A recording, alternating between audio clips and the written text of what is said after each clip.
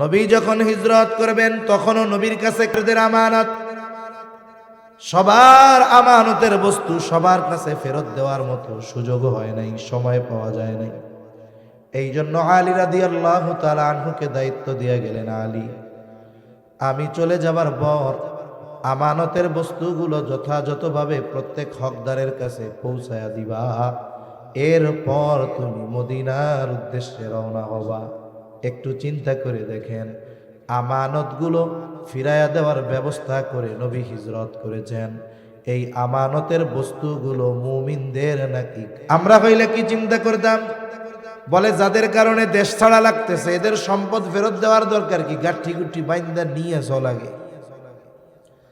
অথচ নবী যাদের কারণে হিজরত করা লাগতেছে, দেশ ছাড়া লাগতেছে, নবী তাদের সম্পদ ফিরায় দেওয়ার ব্যবস্থা আগে করেছেন, এরপরে সফর শুরু করেছেন। অনেকে মনে করতে পারে নবী মনে হয় মক্কা ত্যাগ কইরা আনন্দিত ছিলেন। না না, আইরে নবী যখন মক্কা থেকে বের হয় বারবার পেছনের দিকে তাকায়, নবীর দু চোখ দিয়ে পানি পড়ে।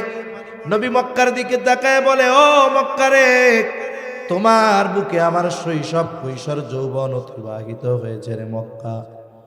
তোমার বুকে আমার ঘর, শুধু তাই না তোমার বুকে আল্লাহ তাআলার ঘর। ও মক্কা, আমি তোমাকে কখনো ছেড়ে যেতে চাইতাম না, চাই না, যেতাম না, কিন্তু তোমার বুকে বসবাস করা কিছু মানুষ আমাকে তোমার কাছে থাকতে দিল না। এই কথা নবীজি বলতেছিলেন আর চোখ দিয়ে পানি পড়তেছিল। কত কষ্ট, কত বেদনা, কত মায়া নিয়ে নবীজি মক্কা ছেড়ে মদিনায় গেছেন। অথচ এত কিছুর ভিতরেও নবী তার আমানতের বস্তু ফেরানোর ব্যবস্থা না করে নবীজি হিজরত শুরু করেন নাই। এটা আমি বললাম, আপনারা শুনলেন, আমার বলতে কষ্ট হয় নাই, আমাদের শুনতেও কষ্ট হয় নাই, কিন্তু বাস্তবে ওই অবস্থার মুখোমুখি যদি কেউ হয়ে যায়, নবীর মতো এই ধরনের কাজটা করা আমাদের জন্য কঠিন। وقال رسول الله صلى الله عليه وسلم لا إيمان لمن لا أمانة له أو كما قال النبي صلى الله عليه وسلم صدق الله العلي العظيم وصدق رسوله النبي الكريم ونحن على ذلك من الشاهدين والشاكرين والحمد لله رب العالمين سبحانك لا علم لنا إلا ما علمتنا إنك أنت العليم الحكيم اللهم صل على محمد وعلى آل محمد كما صليت على إبراهيم وعلى آل إبراهيم إنك حميد مجيد اللهم بارك على محمد وعلى آل محمد كما باركت على إبراهيم وعلى آل إبراهيم إنك حميد مجيد আল্লাহর মহব্বতে আমরা জবান খুলে একটু জিকির করি, লা ইলাহা ইল্লাল্লাহ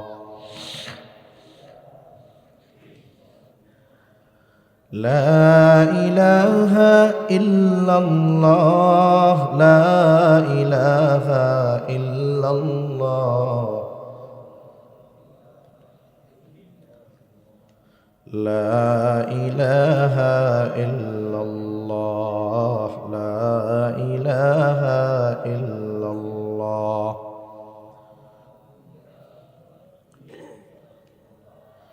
লা ইলাহা ইলাহা ইল্লাল্লাহু মুহাম্মাদুর রাসূলুল্লাহ সাল্লাল্লাহু আলাইহি ওয়াসাল্লাম।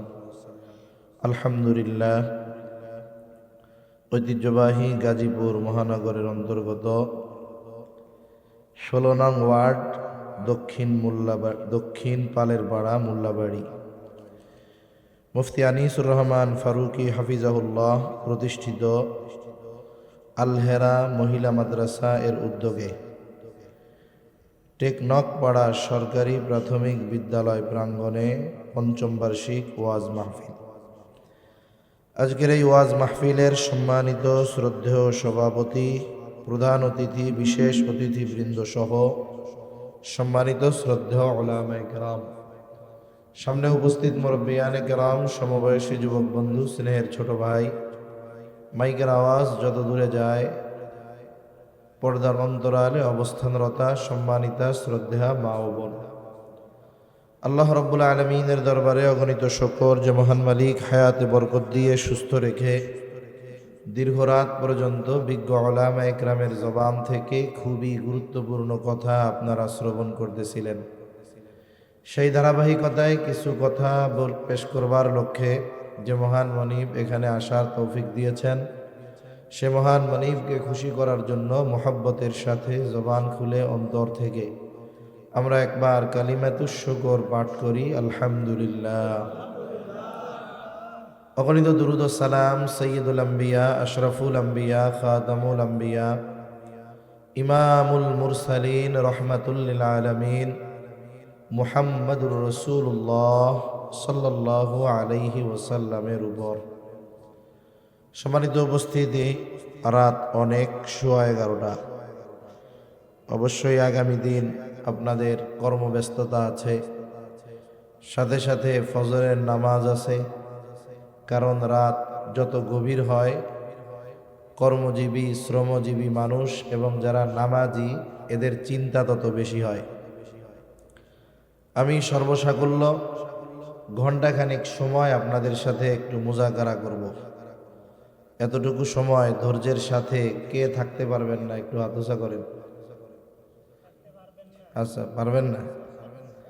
না, আসলে চিন্তা করছে হুজুররা কি কোনো উল্টা পাল্টা কথায় হাত তুলতে বলবে নাকি। এটা যাই কয় ভালো কয়। তাই প্রথমে সময়টা বলে নেওয়ার উদ্দেশ্য হলো, কারণ আপনি যখন কোনো অপরিচিত গন্তব্যে যাবেন, যেখানে আগে পরে যান নাই, এখন তো গুগল ম্যাপ আছে, এমনে যাওয়ার সময় রাস্তা দূরে মনে হয়, কিন্তু ফেরার সময় মনে হয় আয় রে, এ তো আসলে কাছেই ছিল, দূরে না মনে হয়েছে আসার সময়। তা নির্দিষ্ট গন্তব্য জানা যদি থাকে তাহলে এই বিষয়টা সম্পর্কে বোঝা যায়, মেন্টালিটি প্রস্তুতি থাকে যে এতটুকু সময় আমাকে এখানে বসতে হবে। তা 12:15 এর বেশি আমি যাওয়ার চেষ্টা করব না।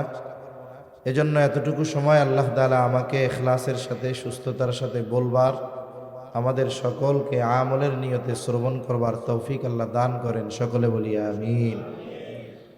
সম্মানিত উপস্থিতি, আমি আপনাদের খেদমতে পবিত্র কোরআনুল কারীমের সূরাতুন নিসার 58 নম্বর আয়াত তিলাওয়াত করেছি। উক্ত আয়াতের মধ্যে আল্লাহ তাআলা আমাদেরকে দুটি বিষয়ের নির্দেশ দিয়েছেন। কয়টি বিষয়? দুইটা বিষয়।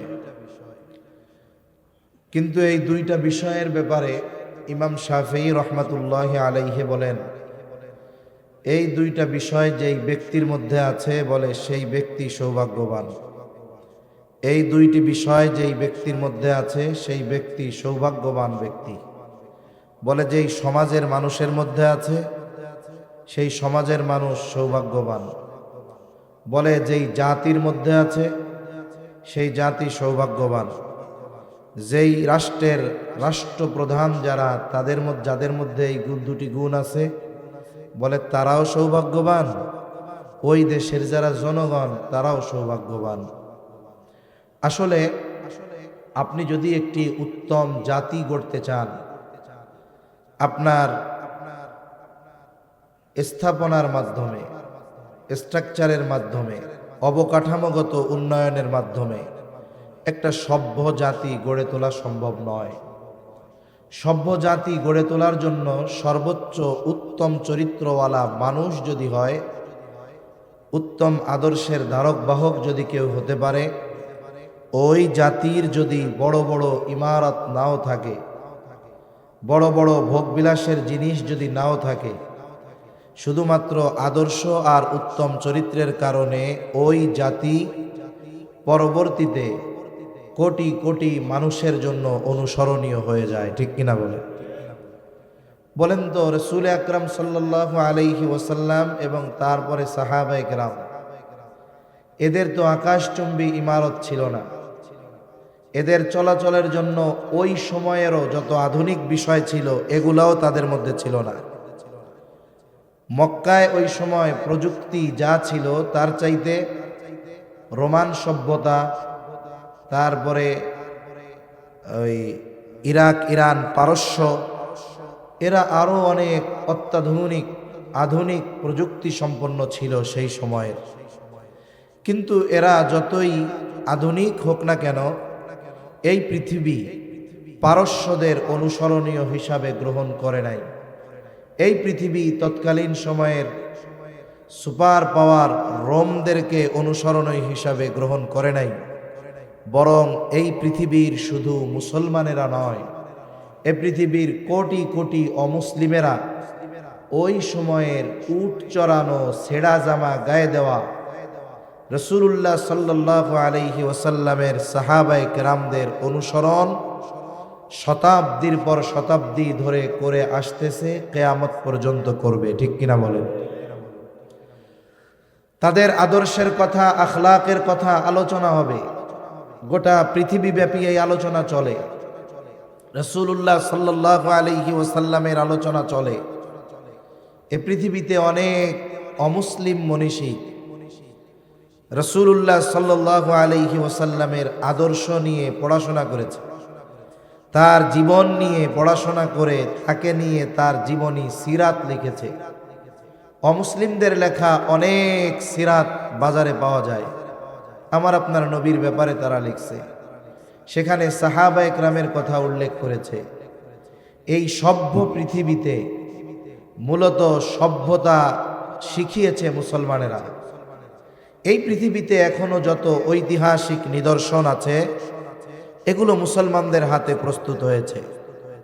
অথচ দেখা যাবে এমন জায়গা আছে পৃথিবীর যেখান থেকে ইসলামকে নিশ্চিহ্ন করে দেওয়া হয়েছে, কিন্তু মুসলমানদের হাতে গড়া নিদর্শনগুলোকে তারা ধ্বংস করে নাই। কেন? তারাও জানে যে এই ধরনের নির্মাণ এটা আমাদের দ্বারা সম্ভব নয়। যেমন স্পেন থেকে ইসলামকে চিরতরে মুছে দেওয়ার অপচেষ্টা করা হয়েছে, অথচ দেখুন স্পেনের মধ্যে মুসলমানদের প্রতিষ্ঠিত অনেক স্থাপনা এখনো আছে। গ্রানাডার মধ্যে আছে অনেক স্থাপনার নাম তারা পরিবর্তন করে দিয়েছে। আচ্ছা, আমাদের এই উপমহাদেশ 800 বছর প্রায় মুসলমানেরা শাসন করেছে। আমাদের পার্শ্ববর্তী একটা বিশাল দেশ আছে যারা ইদানিং বক্তব্যের মাধ্যমে আমাদের স্বাধীনতাকে পর্যন্ত কেমন যেন অবজ্ঞা করতেছে, অস্বীকার করতেছে। 16ই ডিসেম্বরকে পাকিস্তানের বিরুদ্ধে তারা তাদের নিজেদের বিজয় বলে অভিহিত করতেছে। এইরকম বক্তব্য ওই দেশের সর্বোচ্চ স্থান থেকে আসতেছে, আমরা দেখেছি। আসল বিষয় হলো, যদি মুক্তিযুদ্ধের ইতিহাস বাস্তবে পাঠ করা হয় তাহলে দেখা যাবে তারা আমাদের মিত্র ছিল, সহযোগিতা করেছে, কিন্তু মূল রক্তদান, আত্মত্যাগ এগুলো এদেশের আপামর সাধারণ জনসাধারণই করেছে। ঠিক কিনা বলেন? একথা বলার দ্বারা তারা আমাদের সার্বভৌমত্বের উপরে আঘাত হেনেছে। আমি যে কথা বলতে চাচ্ছি আর কি, যে ওই দেশে মানুষ দেখার জন্য যায়, ভ্রমণের জন্য যায়, অনেক কিছু। বিশাল সুবিশাল দেশ, ওখানে দুই ধরনের জিনিস আছে দেখার মতো। একটা হলো আল্লাহ প্রদত্ত প্রাকৃতিক সৌন্দর্য, আর একটা হলো মানুষের দ্বারা নির্মিত কিছু ঐতিহাসিক স্থাপনা। আল্লাহ যেটা দিয়েছেন এটা তো কোনো মানুষের দ্বারা বিনির্মাণ করা সম্ভব নয়। কিন্তু মানুষের দ্বারা নির্মিত যত ঐতিহাসিক স্থাপনা আছে এগুলা একটাও তাদের দ্বারা নির্মিত হয় নাই, বরং ওই যে মুসলমান শাসকেরা 800 বছর শাসন করাকালীন সময় আগ্রার ঐতিহ্যবাহী তাজমহল তারাই প্রতিষ্ঠিত করেছে, ঠিক কিনা বলেন? দিল্লির কুতুব মিনার এটা মুসলমানদের দ্বারা প্রতিষ্ঠিত হয়েছে। আমরা দেখেছি যে হিন্দুত্ববাদকে প্রতিষ্ঠিত করতে গিয়ে অনেক স্থাপনার মুসলিম নাম তারা মুছে দিয়ে অন্য নাম তারা রাখতেছে। একটা জিনিস মনে রাখতে হবে, ইতিহাসকে বিকৃত করা যায় কিন্তু ইতিহাস মুছে দেওয়া যায় না। একটা সময় সূর্য যেমন যতই আধার হোক, রাতে যত অন্ধকার হোক, আকাশ যত মেঘাচ্ছন্ন হোক, একটা সময় মেঘ কেটে যায়, কুয়াশা কেটে যায়, আধার কেটে যায়। সূর্য তার আলো নিয়ে আল্লাহ প্রদত্ত স্বমহিমায় এই বিশ্ববাসীকে আলো প্রদান করে। এই সাময়িক মেঘাচ্ছন্নতা, সাময়িক কুয়াশা সূর্যের আলোকে নিশ্চিহ্ন করে দিতে পারে না, বরং সূর্যের আলো একটা সময় আবার ফুটে উঠে মানুষকে আলো দেয়। ওই রকমভাবে ইতিহাস সাময়িক সময়ের জন্য হয়তো বিকৃত করা যায় কিন্তু ইতিহাসকে মুছে দেওয়া যায় না। তা এই যে স্থাপনাগুলো এগুলো মুসলমানদের দ্বারা নির্মাণ হয়েছে, এজন্যই উপমহাদেশে মুসলমানদের অবদান অনস্বীকার্য। মুসলমানদের অবদান অনস্বীকার্য। যে কথা থেকে এত কথার দিকে গেলাম, মূল কথা হলো আদর্শ বিবর্জিত কোনো জাতি কখনো মাথা উঁচু করে দাঁড়াতে পারে না। এখন আমাদের একটা পরিচয় আছে, আমাদের পরিচয় হলো আমরা মুসলিম। আমাদের পরিচয় কি? মুসলিম। সম্ভবত একটা কবিতা আছে, কার জানি, মুসলিম আমি সংগ্রামী আমি চির রণবীর, আল্লাহকে ছাড়া কাউকে মানি না, নারায়ে তাকবীর। কবিতাটা মনে হয় ফররুখ আহমেদ অথবা সাল্লাল্লাহু আলাইহি ওয়াসাল্লামের আদর্শ আমাদেরকে ধারণ করতে হবে। আমি মূলত এখানে দুইটা গুণের কথা আল্লাহ তাআলা বলেছেন। এই দুইটা গুণ আমার আপনার নবীর মধ্যে, সাহাবায়ে কেরামের মধ্যে পরিপূর্ণভাবে ছিল। সাথে সাথে নবীজির আর কয়েকটা গুণের সমন্বয়ে এই আয়াতের আলোকে অল্প কিছু কথা বলে আমি আলোচনা শেষ করব ইনশাআল্লাহ। আসেন, এই আয়াতে মূলত আল্লাহ তাআলা কোন দুইটি গুণের কথা বলেছেন আর এই দুইটা গুণ আমার আপনার নবীর মধ্যে কত পরিমাণ ছিল, কি পরিমাণ ছিল আমরা জানব। এজন্য সামগ্রিকভাবে এই আয়াতের আলোকে সব কথা বলা সম্ভব হবে না, বরং আমি আমার প্রয়োজনীয় যতটুকু মনে করব ততটুকু কথাই বলবো ইনশাআল্লাহ। এই আয়াতের মূল উদ্দেশ্য হলো আল্লাহ তাআলা এই আয়াত যেই কারণেই নাজিল হোক না কেন, আমি ওই দিকে যাচ্ছি না। মূল বিষয় হলো আল্লাহ তাআলা এই আয়াতে দুইটা নির্দেশ দিয়েছেন। একটা নির্দেশ হলো আমাদেরকে আমানতদার হওয়ার নির্দেশ, আর একটা নির্দেশ হলো ন্যায়পরায়ণতা, ইনসাফের নির্দেশ। রাসূলুল্লাহ সাল্লাল্লাহু আলাইহি ওয়াসাল্লামের চরিত্রে এই দুইটা গুণ পরিপূর্ণভাবে নবুয়তির আগেই ছিল। আমানতদারিতা, ন্যায়পরায়ণতা, সত্যবাদিতা, এই গুণগুলো হলো একটা মানুষের বাস্তবিক অর্থে ব্যক্তিত্বের সবচাইতে বড় উদাহরণ। একটা ব্যক্তিত্ব সম্পন্ন মানুষের মধ্যে এই গুণগুলো পরিপূর্ণভাবে থাকে। মনে রাখবেন, মুসলমান জীবন দেয় তবু মাথা দেয় না, শির নত করে না। যারা বাস্তবিক অর্থে সম্ভ্রান্ত মানুষ, যারা বাস্তবিক অর্থে ভালো মানুষ, এরা কষ্ট করে, পরিশ্রম করে, কিন্তু নিজেদের সম্মানকে কখনো বিকিয়ে দেয় না, ঠিক কিনা বলেন? এই ধরনের সম্ভ্রান্ত মানুষের মধ্যে এই গুণগুলো থাকা চাই। মুমিন হিসাবে, মুসলমান হিসাবে আমাদের মধ্যে বিশেষ করে এই তিনটা গুণ পরিপূর্ণভাবে দরকার: আমানতদারিতা, ন্যায়পরায়ণতা, সত্যবাদিতা। নবীজির আরো অনেক গুণ আছে, সব গুণ এক মজলিসে বলা সম্ভব নয়, কারণ নবীজির চরিত্র তো মহাসমুদ্রের চাইতেও গভীর। বলে মহাসমুদ্রের সবচাইতে গভীরতম স্থানেও মানুষ হয়তো পৌঁছিয়ে গেছে, অথবা সবচাইতে গভীরতম স্থানের সন্ধান তারা বের করে ফেলেছে। মারিয়ানা ট্রেঞ্চ, যেটা নাকি পৃথিবীর সবচাইতে গভীরতম জায়গা, প্রায় 13 কিলোমিটার গভীর। মানুষ বারবার হিমালয়ের চূড়ায় পৌঁছিয়ে গিয়েছে, কিন্তু নবীজির চারিত্রিক সৌন্দর্য, এর গভীরতা এত বেশি, এর উচ্চতা এত বেশি যে সমুদ্রের তলদেশে বারবার পৌঁছানো সম্ভব, হিমালয়ের চূড়ায় বারবার পৌঁছানো সম্ভব, কিন্তু নবীজির চারিত্রিক সৌন্দর্যের বর্ণনা আমাদের মতো মানুষের দ্বারা কিয়ামত পর্যন্ত পরিপূর্ণভাবে বর্ণনা করা সম্ভব নয়। কারণ নবীর চরিত্রের সত্যায়ন, সার্টিফিকেট আল্লাহ তাআলা দিয়েছেন। আল্লাহ তাআলা বলেন, ওয়া ইন্নাকা লাআলা খুলুকিন আযীম, আপনি মহান চরিত্রে অধিষ্ঠিত। নবীজির চরিত্র মহান বলছে কে? বলে মহান রব বলেছে, উনি বলেছে মহান। আমি আপনি বলা মহান আর আল্লাহ তাআলা বলা মহান, এটার মধ্যে তফাৎ। তা নবীজির চরিত্র এরকম, এক মজলিসে সব বলা সম্ভব নয়, এক মজলিসে একটা বিষয়েরও পরিপূর্ণ আলোচনা করা সম্ভব নয়। তবে যেহেতু 3টি বিষয়ের কথা বললাম, আমরা এই 3টি বিষয় নবীজির চরিত্রের সাথে কেমনভাবে ছিল আমরা ইনশাআল্লাহ অল্প পরিসরে শুধু জানবো তা নয়, এই 3টা গুণ আমরা আমাদের নিজের মধ্যেও আনার চেষ্টা করব। সকলে বলি আমিন। আল্লাহ তৌফিক দিক, আবারও বলি আমিন। বলেন তো, একটা মানুষের মধ্যে যদি পরিপূর্ণ সত্যবাদিতা থাকে, একটা মানুষের মধ্যে যদি ন্যায়পরায়ণতা থাকে, একটা মানুষের মধ্যে যদি আমানতদারিতা থাকে, ওই মানুষটাকে কি আপনারা খারাপ মানুষ বলবেন? এই মানুষটাকে আমরা সবসময় ভালো মানুষই বলবো। আল্লাহ রাব্বুল আলামিন যে আয়াতখানা আপনাদের খেদমতে তিলাওয়াত করেছি, উক্ত আয়াতে 2টা গুণের কথা আল্লাহ তাআলা বলেন। আল্লাহ তাআলা বলেন, ইন্নাল্লাহা ইয়া'মুরুকুম আন তুআদ্দুল আমানাতি ইলা আহলিহা। আল্লাহ তাআলা বলেন, নিশ্চয়ই তিনি তোমাদেরকে নির্দেশ দিচ্ছেন, আল্লাহ তাআলা তোমাদের নির্দেশ দিচ্ছেন যে তোমরা আমানত তার হকদারের কাছে ফিরিয়ে দাও।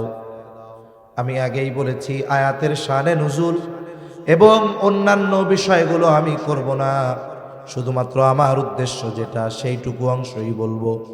মুফাসসিরিনে কেরাম বলেন, এখানে আমানত তার হকদারের কাছে ফিরিয়ে দাও, এর দ্বারা উদ্দেশ্য হলো যে তোমরা আমানতদার হও। 2 নম্বর, আল্লাহ তাআলা বলেন, ওয়া ইযা হাকামতুম বাইনান নাস আন তাহকুমু বিল আদল, তোমরা যখন মানুষের মধ্যে বিচার আচার করবা, ন্যায় বিচার করবা। 1 নম্বর আমানতদারিতার গুণ আল্লাহ তাআলা অর্জন করার কথা বলেছেন। আমানতদারিতা এটা হলো মুমিনের ভূষণ। বলে একটা মানুষ নিজেকে ইমানদার দাবি করবে, তার মধ্যে আমানতদারিতা থাকবে না, এটা হতে পারে না। কারণ আমানতদারিতা এটা মুমিনের ঈমানের অবিচ্ছেদ্য অংশ। আর যার মধ্যে আমানতদারিতা নাই, খেয়ানতের স্বভাব, বলে এই খেয়ানতের স্বভাবটা হলো মুনাফিকের আলামত। ইমানদারের মধ্যে কখনো মুনাফিকের আলামত পাওয়া যাবে না। মুনাফিকের আলামতগুলো আমাদের যদিও জানা আছে, আবার একটু আলোচনা করি। মুনাফিকের আলামত কি? নবীজি 1 নম্বরে বলেন, ইদা হাদ্দাসা কাযাবা, মুনাফিক যখন কথা বলে মিথ্যা কথা বলে। ইদা ওয়াদা আখলাফা, ওয়াদা করলে ওয়াদা খেলাফ করে। ইদা তুমিনা খানা, আমানতের খেয়ানত করে। আর এক হাদিসের মধ্যে আরেকটা বাড়ায় এসেছে, ওয়া ইদা তাখাসামা ফাজারা, মুনাফিকের সাথে যখন কারো ঝগড়া হয় ও তখন অশ্লীল মন্দ বকাঝকা করে। এই যে 4টা বিষয় আলামত মুনাফিকের, আমি তো আমাদের সমাজে নামাজি, এর মধ্যেও এই 4টা আলামত পাইছি। আপনাদের সমাজে আছে? আরে হাজী সাহেব, মসজিদের সভাপতি, ওর মধ্যেও মুনাফিকের এই 4 আলামত ভরা আছে না নাই? এগুলো যদি কারো মধ্যে থাকে বাহির করতে হবে। আরে ক্যান্সার নামক এক জীবাণু আছে, রোগ, বলে এইটা মানুষ। নবীজি হিজরতের জন্য প্রস্তুত, কিন্তু সময় আল্লাহ জানান নাই। ইতিমধ্যে কাফেররাও চিন্তা করলো মুহাম্মদকে আর ছেড়ে দেওয়া যাবে না, কি করা যায়? হত্যা করতে হবে। বলে এক ব্যক্তিকে দিয়ে যদি হত্যা করাই, ওই ব্যক্তি যেই গোত্রের লোক, অন্যান্য গোত্ররা তাকে দোষারোপ করবে, কি করা যায়? বলে এই হত্যাকাণ্ডে একজন নয়, প্রত্যেক গোত্র থেকে এক একজন সদস্য দেওয়া হবে, সকলে সম্মিলিতভাবে মুহাম্মদকে হত্যা করবে। এই সিদ্ধান্ত তারা উপনীত হলো। বলে আজ রাতেই এই কাজটা করা হবে। ওরা সিদ্ধান্ত নিয়েছে রাতের বেলায় নবীজিকে হত্যা করবে। আর আল্লাহ তাআলা জানায় দেন, পয়গম্বর আজকে রাত্রেই আপনার মদিনার সফর শুরু হয়ে যাবে। রাতের বেলায় নবীজি ঘরে অবস্থান করতেছেন, বের হয়ে যাবেন। চতুর্দিকে, ঘরের চারদিকে সশস্ত্র কাফেররা ঘিরে রাখছে। আমার আপনার নবীর ঘর এইরকম ইট দেওয়া বিল্ডিং ঘর ছিল না। নবীজিও জানতে পারছে ঘরের চারদিকে কাফেররা ঘিরে রাখছে। ঘরের মধ্যে নবী কি করে? বলে হযরত আলী রাদিয়াল্লাহু তাআলা আনহুকে ঘরে রেখে গেছে। আল্লাহ তাআলা বের করে দিলেন নবীকে, কাফেরদের সামনে দিয়া বের হয়ে গেল, তারা দেখতে পায় না। এখন হযরত আলীকে ঘরে রেখে গেছে, কারণ কি? বলে কাফেররা যদিও নবীর বিরোধিতা করত, নবীর সাথে শত্রুতা করত ঠিক, কিন্তু তাদের দৃঢ় বিশ্বাস ছিল আমরা মুহাম্মাদের যতই বিরোধিতা করি না কেন, মুহাম্মাদের কাছে যদি আমরা আমাদের সম্পদ আমানত রাখি, এই বিরোধিতার কারণে সে কখনো আমাদের আমানতের খেয়ানত করবে না। কাফেরদের বিশ্বাস এরকম ছিল যে তারা তাদের সবচাইতে দামি সম্পদ নিজের কাছে রাখা যতটা নিরাপদ মনে করত, তার চাইতে বেশি নিরাপদ নবীজির কাছে রাখাটারে তারা মনে করত। এজন্য দামি দামি বস্তুগুলো তারা নবীর কাছে হেফাজতের জন্য রাখত। নবী যখন হিজরত করবেন তখনও নবীর কাছে কাফেরদের আমানত, সবার আমানতের বস্তু সবার কাছে ফেরত দেওয়ার মতো সুযোগ হয় নাই, সময় পাওয়া যায় নাই। এই জন্য আলী রাদিয়াল্লাহু তাআলা আনহুকে দায়িত্ব দিয়ে গেলেন, আলী আমি চলে যাবার পর আমানতের বস্তুগুলো যথাযথভাবে প্রত্যেক হকদারের কাছে পৌঁছায়া দিবা, এরপর তুমি মদিনার উদ্দেশ্যে রওনা হবা। একটু চিন্তা করে দেখেন, আমানতগুলো ফিরাইয়া দেওয়ার ব্যবস্থা করে নবী হিজরত করেছেন। এই আমানতের বস্তুগুলো মুমিনদের নাকি কাফেরদের? জোরে বলেন কাদের? আমরা হইলে কি চিন্তা করতাম? বলে যাদের কারণে দেশ ছাড়া লাগতেছে এদের সম্পদ ফেরত দেওয়ার দরকার কি, গাঠি গুটি বাইন্দা নিয়ে চলাগে। অথচ নবী যাদের কারণে হিজরত করা লাগতেছে, দেশ ছাড়া লাগতেছে, নবী তাদের সম্পদ ফিরায় দেওয়ার ব্যবস্থা আগে করেছেন, এরপরে সফর শুরু করেছেন। অনেকে মনে করতে পারে নবী মনে হয় মক্কা ত্যাগ কইরা আনন্দিত ছিলেন। না না, আইরে নবী যখন মক্কা থেকে বের হয় বারবার পেছনের দিকে তাকায়, নবীর দু চোখ দিয়ে পানি পড়ে। নবী মক্কার দিকে তাকায় বলে, ও মক্কা রে, তোমার বুকে আমার শৈশব কৈশোর যৌবন অতিবাহিত হয়েছে রে মক্কা। তোমার বুকে আমার ঘর, শুধু তাই না তোমার বুকে আল্লাহ তাআলার ঘর। ও মক্কা, আমি তোমাকে কখনো ছেড়ে যেতে চাইতাম না, চাই না, যেতাম না, কিন্তু তোমার বুকে বসবাস করা কিছু মানুষ আমাকে তোমার কাছে থাকতে দিল না। এই কথা নবীজি বলতেছিলেন আর চোখ দিয়ে পানি পড়তেছিল। কত কষ্ট, কত বেদনা, কত মায়া নিয়ে নবীজি মক্কা ছেড়ে মদিনায় গেছেন। অথচ এত কিছুর ভিতরেও নবী তার দুশমনদের আমানতের বস্তু ফেরানোর ব্যবস্থা না করে নবীজি হিজরত শুরু করেন নাই। এটা আমি বললাম, আপনারা শুনলেন, আমার বলতে কষ্ট হয় নাই, আমাদের শুনতেও কষ্ট হয় নাই, কিন্তু বাস্তবে ওই অবস্থার মুখোমুখি যদি কেউ হয়ে যায়, নবীর মতো এই ধরনের কাজটা করা আমাদের জন্য কঠিন। এজন্য আমাদেরকে আমানতদারিতার গুণ অর্জন করা দরকার। নবী পরিপূর্ণ আমানতদার ছিলেন।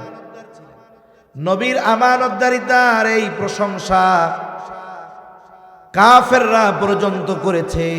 অনেক অমুসলিমেরাও মুগ্ধ হয়ে গেছে যে কেমন আমানতদার নবী তিনি ছিলেন। এই জন্য নবী আমানতদারিতার গুণ অর্জনের প্রতিও খুবই গুরুত্ব দিয়েছেন। হাদিসের মধ্যে আসছে, নবীজি বলেন, লা ঈমানা লিমান লা আমানাতা লা। নবীজি বলেন, যার মধ্যে আমানতদারিতা নাই তার ঈমান নাই। এজন্য আমাদেরকে আমানতদারিতার গুণে গুণান্বিত হতে হবে। আমার কাছে যদি কেউ আমানত রাখে অথবা কারো আমানত যদি থাকে, অবশ্যই এটার হেফাজত করে যথাসময়ে প্রকৃত মালিককে তার হক বুঝাইয়া দিতে হবে। এজন্য কেউ যদি কোনো সম্পদ আমার আপনার কাছে আমানত রাখে, যদি বলে এটা আমানত, হুবহু বস্তু যেটা দিবে ওটাকেই সংরক্ষণ করতে হবে। 500 টাকার ছেঁড়া নোট দিয়া যদি কয় আমানত, আপনি যদি চিন্তা করেন 500 টাকা দিয়া বাজার করি, পরে ওরে নতুন 500 টাকার নোট একটা দিয়া দিমু, হবে না।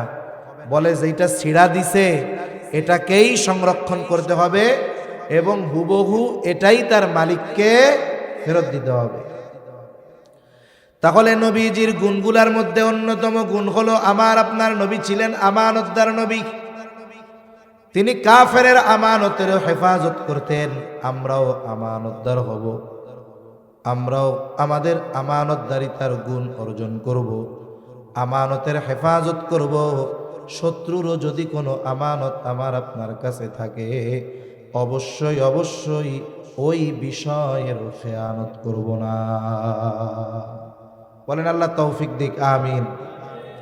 2 নম্বর গুণের কথা আল্লাহ তাআলা বলেন, ওয়াইদা হাকামতুম বাইনান নাসি আন তাহকুমু বিল আদল।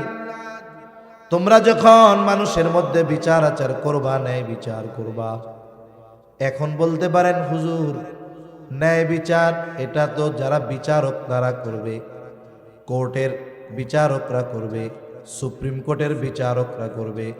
আসল বিষয় হলো, মানুষ জীবনের কোনো না কোনো সময় জীবনের যেটা সময় সে বিচারকের ভূমিকা পালন করে। কি অসুবিধা? আপনারা বসেন, ওইদিকে কি হইতেছে আবার, বসেন। তাহলে মানুষ জীবনের কোনো না কোনো সময় সে বিচারকের ভূমিকা পালন করে। অনেক সময় 2 সন্তানের মধ্যে দ্বন্দ্ব, বাবাকে বিচারক হিসাবে রাখা হয়। কিন্তু আফসোস, অনেক সময় দেখা যায় কি, বাবা বিচার করতে গিয়ে সন্তানদের মধ্যেও পক্ষপাতিত্ব করে। আছে না নাই? 2 মুমিনের মধ্যে দ্বন্দ্ব লাগছে, আর একজনকে বিচারক মানা হইল। মনে করেন 2 জনের মধ্যে দ্বন্দ্ব, বলে হুজুর আপনি আমাদের দ্বন্দ্বটা নিরসন করে দেন। এই যে আমি হয়ে গেলাম বিচারক। এই জন্য মানুষকে জীবনের কোনো না কোনো সময় বিচারকের ভূমিকায় দাঁড়াতে হয়। অনেক সময় গ্রাম অঞ্চলেও বিচার হয়, পারিবারিকভাবে বিচার হয়। যেখানেই যিনি ফয়সালাকারী হবেন তিনি বিচারক। উনি যদি এই বিচারের ক্ষেত্রে স্বচ্ছতা না রাখেন, পক্ষপাতিত্ব যদি করেন, তাহলে তিনিও এক ধরনের অন্যায় করবেন এবং তিনি ন্যায়পরায়ণতার বহির্ভূত কর্ম করলেন। এই জন্য উচিত আমাদের ন্যায় বিচার করা। সাথে সাথে যদি কেউ ন্যায় বিচার করে, আমার বিপক্ষে যদি রায় যায়, ন্যায় বিচার মেনে নেওয়া। আমাদের সমাজের অভ্যাস হইল, একদল চাটুকারিতা করতে গিয়ে ন্যায় বিচার করে না, আর একদল ন্যায় বিচার করলে রায় বিপক্ষে গেলে মেনে নেয় না। ক্ষমতা থাকলে তো মানতেই চায় না। সম্ভবত অ্যারিস্টটল উনি বলেছেন যে যেই সমাজে আইনের সুষ্ঠু প্রয়োগ না হয়, অপরাধীর পরিপূর্ণ অপরাধের শাস্তি না হয়, ওই সমাজ থেকে কখনো অপরাধ দূর হয় না। মূল কথা হলো, যেই সমাজে ন্যায় বিচার নাই, ওই সমাজ থেকে অবিচার কখনো দূর হয় না। কথা বুঝতে পারছেন তো? মনে করেন একজন অন্যায় করছে, মার্ডার করছে, খুন করছে, এখন খুন কইরা 3 মাস পরে ও জামিনে ঘুরে বেড়ায়। আর একজন ইসলামের পক্ষে বইলা 6 বছর বিনা কারণে জেল কাটতেছে। এখন মানুষ কি করবে? যারা একটু অন্যরকম চিন্তা করবে, দূর, ইসলামের পক্ষে কইয়া 6 বছর জেল কাটা লাগে, মার্ডার করলে 3 মাসে ছুটে চলে আসা যায়, তাইলে ইসলামের পক্ষে না কইয়া মার্ডার করাই ভালো। কথা বুঝেন নাই? এই যে হত্যা, খুন, রাহাজানি, ধর্ষণ কেন বাড়ে? আপনি আজ পর্যন্ত দেখাতে পারবেন না যে কোন খুনির বিচার যথাদ্রুত সম্ভব যথাযথভাবে হয়। আপনি দেখাইতে পারবেন না। দ্রুত বিচার হইব কাকে কয়? মোল্লাকে ধরতে পারলে দ্রুত বিচার হয়। কিন্তু 7 মার্ডারের বিচার স্পষ্ট প্রমাণাদি থাকার পরেও শুনছেন নি একটারও ফাঁসি দিছে? এখনো দেয় নাই। এই যে বিশ্বজিৎরে মারলো, একটা দুইটা মিডিয়া না, বিশ্বজিৎরে হত্যা করছে, এর অনেক ভিডিও ফুটেজ মিডিয়ার কাছে সুস্পষ্টভাবে আছে। যারে হত্যা করছে তার চেহারা সুস্পষ্ট, যারা হত্যা করেছে তাদের চেহারা সুস্পষ্ট, কিন্তু এখনো তাদের শাস্তি দেওয়া হয় নাই। কবে দিবে না দিবে তার ঠিকও নেই। তাহলে যেই সমাজে ন্যায় বিচার নাই, ওই সমাজে অপরাধ কমে না, বরং সময়ের সাথে সাথে অপরাধ বাড়ে। সিসি ক্যামেরা দিয়ে অপরাধ কমানো যায় না, পুলিশ বাহিনীতে সদস্য বাড়ায়া অপরাধ কমানো যায় না। এই জন্য অপরাধ কমানোর জন্য ন্যায় বিচার দরকার। ন্যায় বিচার, বিচারকদের সর্বোচ্চ পাওয়ার দেওয়া দরকার। বলে একটা সময় ছিল শাসক যারা তারাও কারণে বিচারকের মুখাপেক্ষী হওয়া লাগতো, কিন্তু আমাদের দেশে আমরা দেখেছি অতীতে যারা শাসক, বিচারক যদি কোনো রায় দেয়, শাসকদের বিপক্ষে গেলে বিচারকের জান বাঁচানোই কঠিন হয়ে যায়। কিন্তু দেখেন ওই সোনালী যুগের মানুষগুলো, এদের ন্যায় বিচার মেনে নেওয়ারও টেন্ডেন্সি ছিল, বিচার করারও টেন্ডেন্সি ছিল। একজন বিচার করার সময় দেখতো না যে আমি যদি সঠিক রায় দেই কার বিপক্ষে যাবে, ওইটা দেখার টাইম নেই। অমুসলিম হোক আর মুসলিম হোক, বিচারক রায় দিতেন স্বচ্ছতার সাথে। এজন্য দেখা যাইত অনেক সময় রাষ্ট্রপ্রধানের বিপক্ষে রায় চলে যেত, কিন্তু রাষ্ট্রপ্রধান হেডাম দেখাইতেন না, যারে আমি রাষ্ট্রপ্রধান আমার বিপক্ষে রায় দিলা, আমি প্রধানমন্ত্রী আমার বিপক্ষে রায় দিলা, এটা তারা করতো না। বরং বিচারক রায় দেওয়ার পরে যদি রায় তার বিপক্ষেও যাইতো, সেটাকে তারা ঠান্ডা মাথায় মাথা নত করে মাইনা নিত। একটা দুইটা উদাহরণ দেই।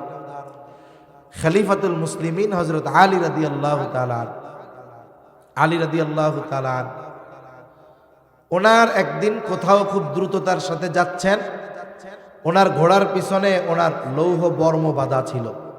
লৌহ বর্ম বলতে আধুনিক ভাষায় ধরেন বুলেট প্রুফ জ্যাকেট, লোহার পোশাক, তরবারি, তীর বর্ষার আঘাত থেকে চেস্ট, বুক, পিঠ এগুলো সেফ থাকতো আর কি।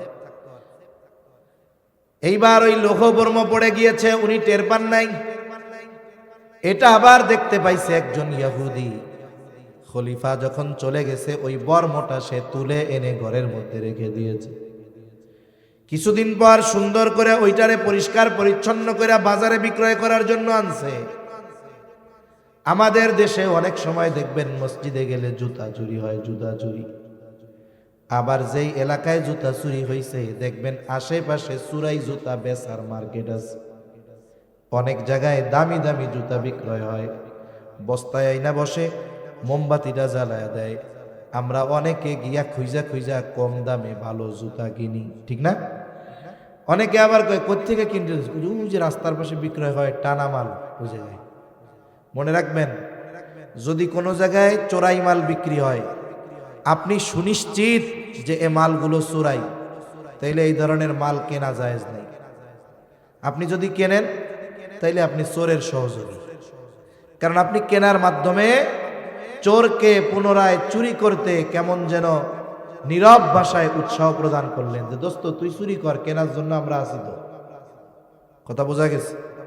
এজন্য আপনারা শহরে বসবাস করেন, আপনাদের সবার কম বেশি জানা থাকে যে কোন জায়গায় চোরাই মাল পাওয়া যায়।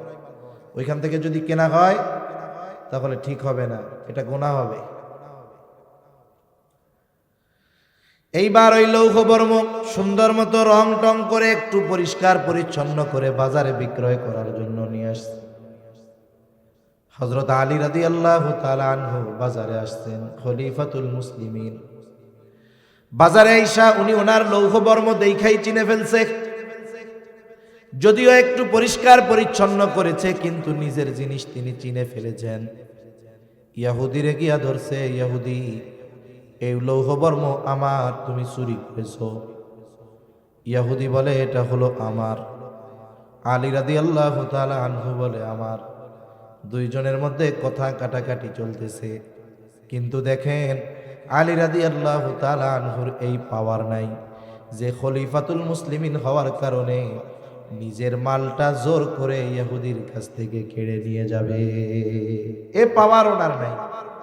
এবার দুইজনে মিলা চলে গেছে কাজীর কাছে, বিচারকের কাছে। চিন্তা করছেন, খলিফা বলতেছে এটা আমার, ও কয় আমার। খলিফার তো পাওয়ার আছে, যাই বেটা এটা আমার, পিটানি দিয়া কয়টা নিয়ে নিবে, কিন্তু এ সুযোগ নাই, তারা করে নাই। চলে গেছে কাজীর কাছে। বিচারককে বলে সুরাই। খলিফাতুল মুসলিমিনকে দেখে সুরাই দাঁড়ায় গেছে। খলিফাতুল মুসলিমিন বলে সুরাই, তোমার কাছে একটা বিচারের জন্য আসছি। কি বিচার? এই যে বলে ইহুদির কাছে যে লৌহ বর্ম দেখতেছো, এই লৌহ বর্মটা হলো আমার, এটা ইহুদি চুরি করেছে।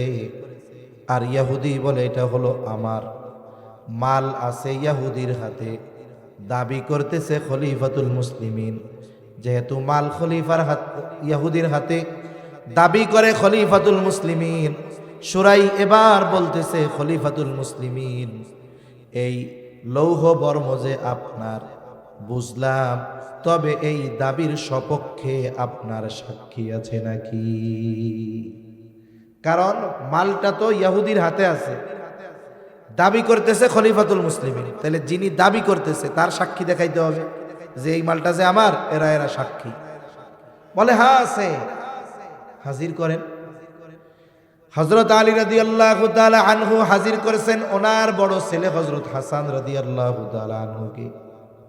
আর একজন রে আনছে, এটা হলো ওনার গোলাম। বলে এই দুইজন আমার ব্যাপারে সাক্ষী। সুরাই বলে খলিফাতুল মুসলিমিন, আপনার সন্তানের সাক্ষ্য গ্রহণ করা হবে না, কারণ বাবার পক্ষে সন্তানের সাক্ষ্য, মনিবের পক্ষে গোলামের সাক্ষ্য গ্রহণ করা হবে না। এইবার আলী রাদিয়াল্লাহু তাআলা আনহু হাসান রাদিয়াল্লাহু তাআলা আনহুর ফজিলত বর্ণনা করে। কারণ নবী বলেছে আল হাসান ওয়াল হুসাইন সাইয়্যিদা শাবাবি আহলিল জান্নাহ। বলে হাসান হুসাইন রাদিয়াল্লাহু তাআলা আনহু বাহিনীতে চাকরি করে। ওলামায়ে কেরামের সাথে পরামর্শ হচ্ছে জানাজার ব্যাপারে। ছেলেটা কান্না করতেছে, বলতেছে যে ওই সেনাবাহিনী ছেলে, ও যদি সেনাবাহিনীর সদস্য না হইতো তাইলে ওরা লাশ কাইড়া নিয়ে ওলামায়ে কেরামের উপরে দোষ চাপানোর চেষ্টা করত।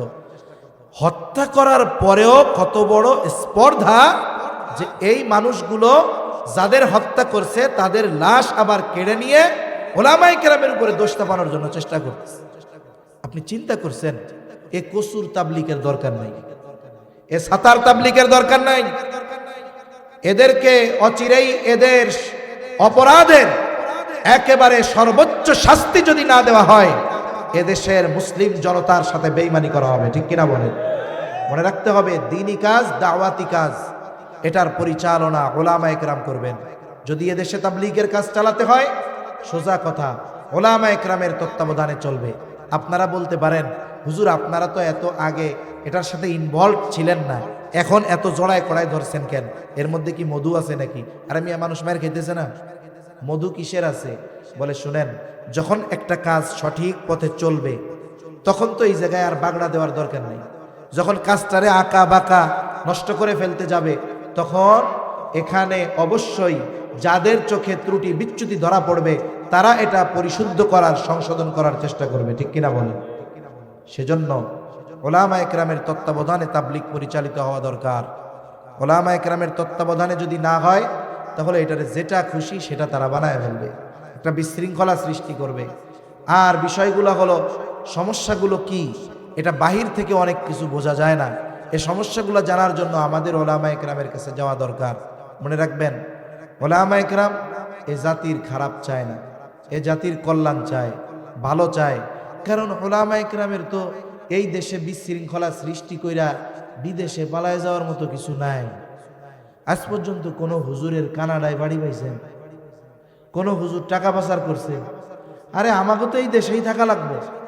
এজন্য এই দেশে বিশৃঙ্খলা সৃষ্টি করে আমরা কোন জায়গায় যাবো? এজন্য আমরা চাই যে এদেশের মুসলমানেরা সঠিকটা বুঝুক, সঠিক পথে থাকুক।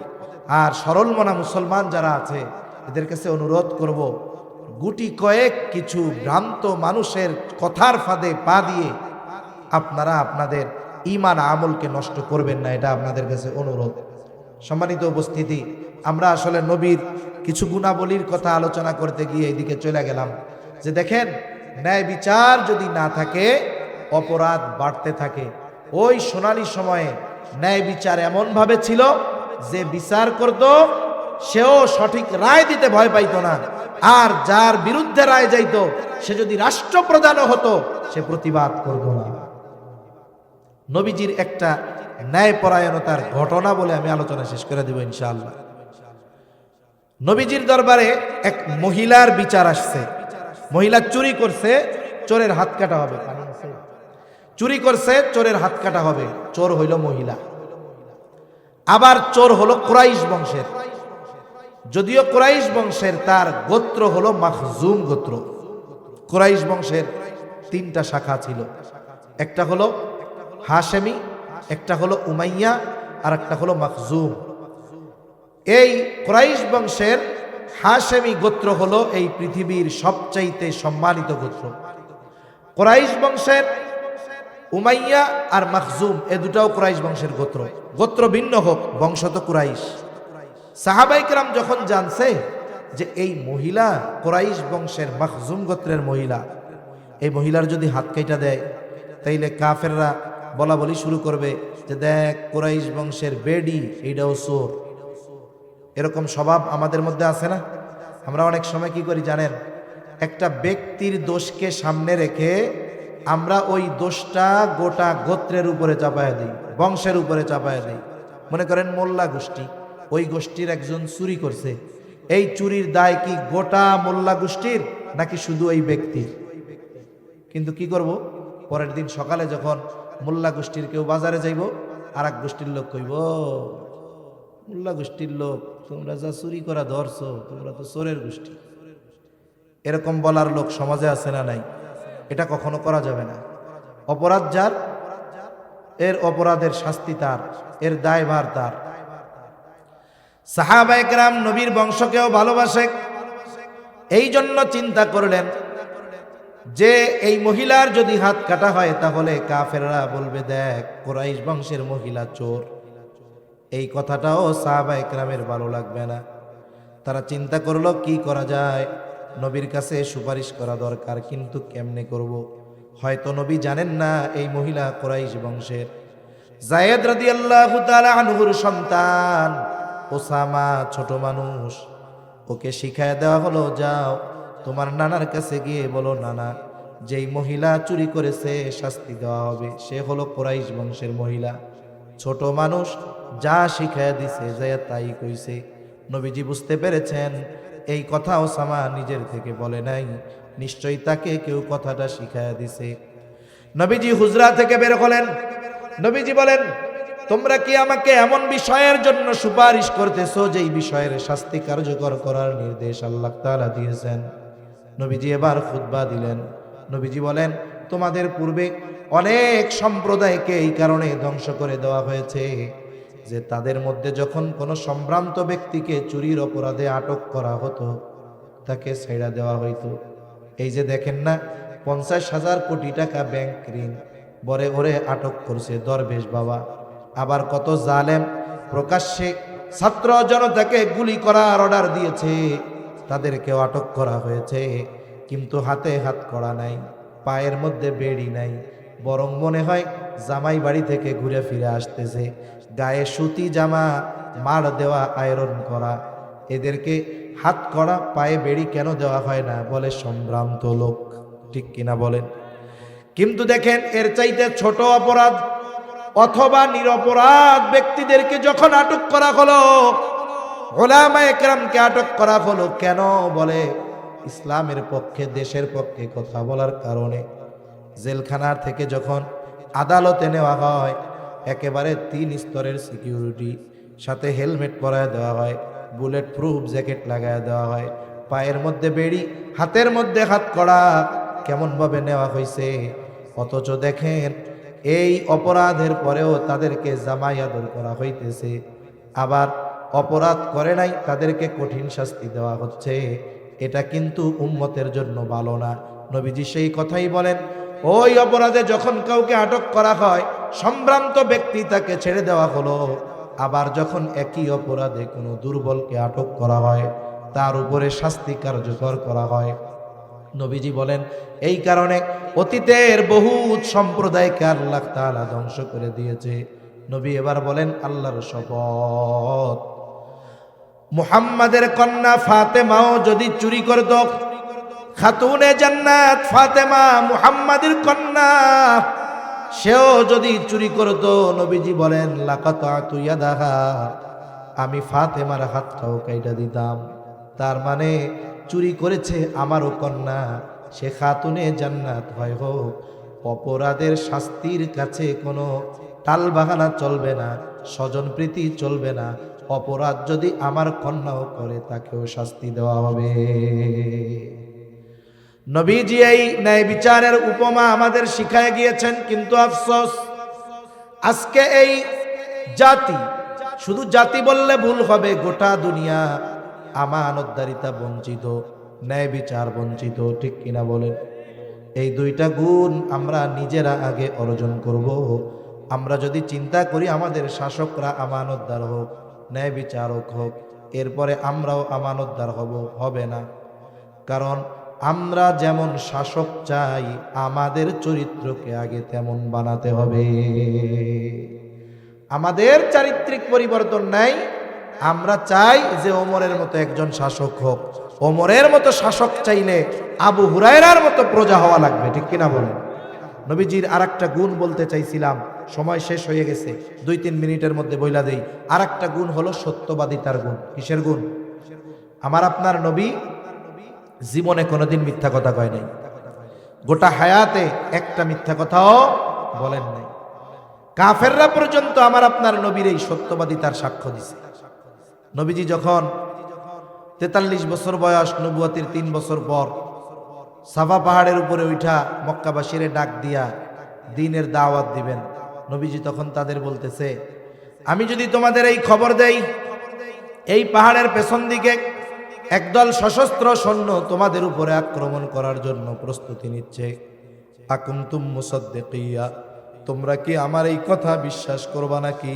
নবীজি তাদের প্রশ্ন করলেন। সকলে সমস্বরে জবাব দিল, কেন নয় মুহাম্মদ, ইতিপূর্বে তুমি আমাদের সাথে সত্য কথাই বলেছ, ইতিপূর্বে তোমাকে আমরা সব সময় সত্যবাদী পেয়েছি, আমাদের সাথে কখনো তুমি মিথ্যা কথা বলো নাই। তার মানে নবীজির ওই 43 বছরের সময় কাফেররা সাক্ষ্য দিয়েছে যে গোটা 43 বছরে আমার আপনার নবী একটা মিথ্যা কথাও বলে না। এরপরে তো বলেনই নাই, এরপরে তো নবীজির সত্যবাদিতার সাক্ষ্য স্বয়ং আল্লাহ তাআলা দিয়েছেন। সুবহানাল্লাহ বলেন। নবীর গুণগুলোর অন্যতম গুণ সত্যবাদিতার গুণ। এজন্য আমাদেরও উচিত সত্যবাদিতার গুণ অর্জন করা। কিন্তু আমাদের অভ্যাস হইল দিনে 2, 4, 10টা 50টা মিথ্যা কথা না কইলে আমাকে পেটের ভাত হজম হয় না, ঠিক কিনা বলেন? অনেক সময় সত্য বলার সুযোগ থাকার পরেও মিথ্যা কথা কয়, মানে পার্ট অফ লাইফ হয়ে গেছে। মিথ্যা আমাদের জীবনের একটা অবিচ্ছেদ্য অংশের মতো হয়ে গেছে। অথচ দেখেন এই মিথ্যাকে নবীজি সব গুনাহের মা বলছে। একজন আসছে নবীজির কাছে, বলে আমি কোনো গুনাহ ছাড়তে পারবো না, মদ খামু, অন্যান্য পাপ আছে যা করমু সব করমু, কিন্তু সব গুনাহ আমার দ্বারা ছাড়া সম্ভব না, আমি একটা গুনাহ ছাড়তে পারবো। নবীজি কইছে তাইলে তোমার এক কাম, তুমি মিথ্যা কথা ছাড়ো। ও চিন্তা করেছে একটা ছাড়া কোনো ব্যাপার। এখন মনে করেন ও আসছে কিছুদিন পর, এখন ওরা জিজ্ঞাসা করতেছে, কও এই সপ্তাহে কি কি পাপ করছো কও। ও তো কইছে যে মিথ্যা কথা বলবো না, আর যদি মিথ্যা কথা বলে নবীর কাছে ধরা পড়ে যাবে না। তাহলে চিন্তা করেন, এখনও চিন্তা করে বাপ রে বাপ, এখন এই এক গুনাহ ছাড়তে গিয়ে দেখি আমার সব গুনার অবস্থা খারাপ। তাহলে মিথ্যাকে বলা হয়েছে সব গুনাহের মা। এজন্য আমরা মিথ্যা পরিহার করব, সত্যকে ধারণ করব, ন্যায়পরায়ণতাকে ধারণ করব, আমানতদারিতাকে ধারণ করব। এই তিনটা গুণ আমরা অর্জনের চেষ্টা করব, বলেন ইনশাআল্লাহ। আমাদের জীবন চলে যায় যাক, আমরা মিথ্যা কথা বলবো না। কি বলবো না বলেন? সত্য কথা বলবো, কারণ সত্যবাদিতা এটা মুমিনের ভূষণ। সত্যবাদিতার গুণ এটা বড় বড় গুণগুলোর মধ্যে অন্যতম। 2 নম্বর, আমানতদারিতার গুণ অর্জন করব। 3 নম্বর, ন্যায়পরায়ণ হব, নিজে অবিচার করব না। যদি কোনো সময় বিচারের সুযোগ আছে, ইনসাফের সাথে বিচার করব। আমার কাছে যদি কোনো শত্রুও ন্যায় বিচারের জন্য আসে, সে আমার শত্রু হওয়ার কারণে তার উপরে অবিচার করব না। আমরা যদি আমাদের চরিত্রকে পরিবর্তন করতে পারি, তাহলে দেখবেন আমার পরিবার পরিবর্তন হবে, সমাজ পরিবর্তন হবে, এলাকা পরিবর্তন হবে ইনশাআল্লাহ।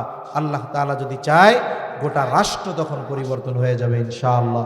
আল্লাহ সুবহানাহু ওয়া তাআলা আমাদের সকলকে এই গুরুত্বপূর্ণ 3টা গুণ অর্জন করার তৌফিক দান করেন। সকলে বলি আমিন।